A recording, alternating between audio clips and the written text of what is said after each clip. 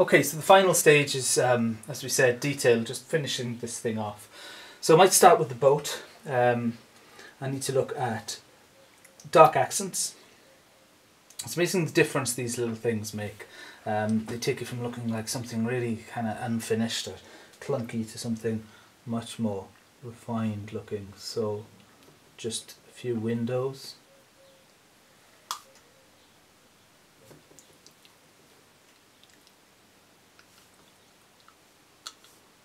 We may have some uprights, some horizontals, some put in the dark accents.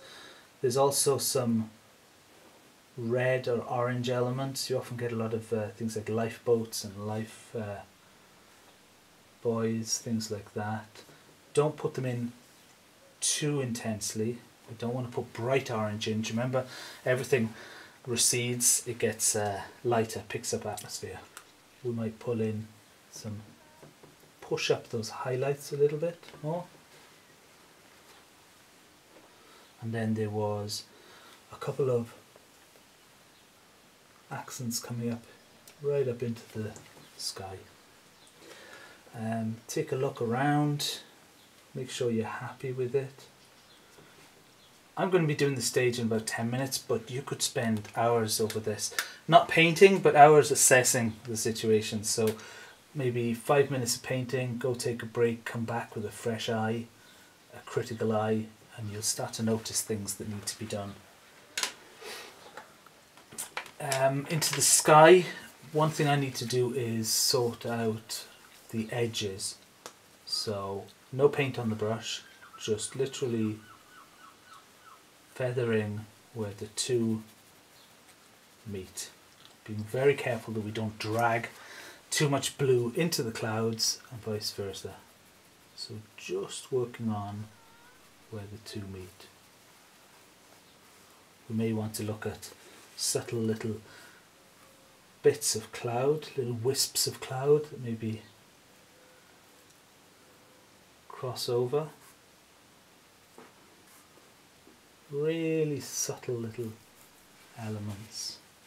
We may want to bring likewise a couple of little islands of sky down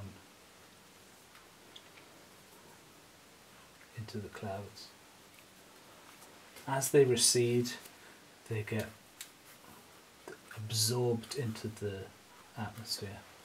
Now, do I need to push that turquoise up a little more maybe? Just in intensity. I'd be fairly happy with that. Down into the water, again I need to integrate those shadows without losing the mass. So we don't want it too heavy, but we don't want to lose it either. I'm just breaking it apart a little. You may well get the odd little turning wave, especially close to where we see the peaks there. So we'll see a few small accents coming in. Another thing we need to look at is softening the horizon edge. So you can actually practically lose that edge.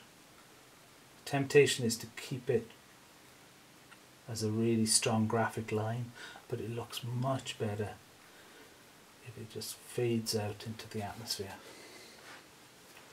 Let's come down and maybe pull in a little bit more on these light waves. Not too many, not too uniform, even though it only consists of maybe 10 or 12 brush marks. There's an order and a reason to them. Larger, more prominent in the front, smaller, more muted, faded in the back. There's an easy way to fade in marks, and that just means going over them again, or what we would call overworking. In certain areas really helps, so just pushing these or absorbing these bits of light into the paint. We do the same for a cool. Let's come down into the foreground and do a bit more work on these this foam in the foreground. So think of it as two layers. So one which is fairly soft, and then a second one which is thicker and more prominent. So this is happening right up close to the edge, thick, heavy paint, still with a cool temperature.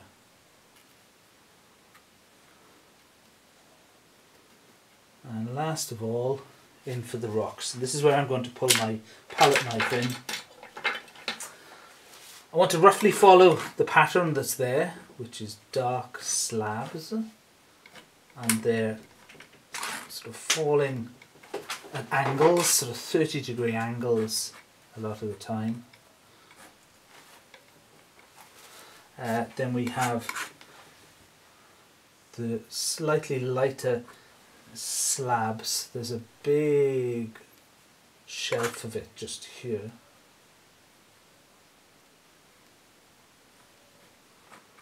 It's picking up the texture of the canvas underneath as well, which is helping. And then in for maybe the lightest element just in the foreground here. Once we follow the pattern generally, we can create something quite abstract that still reads well. So I think I'm fairly happy with that. I think I'll finish at that stage. Good luck with your own paintings. If you want to send me some examples, I'll give you some feedback via email. Thank you.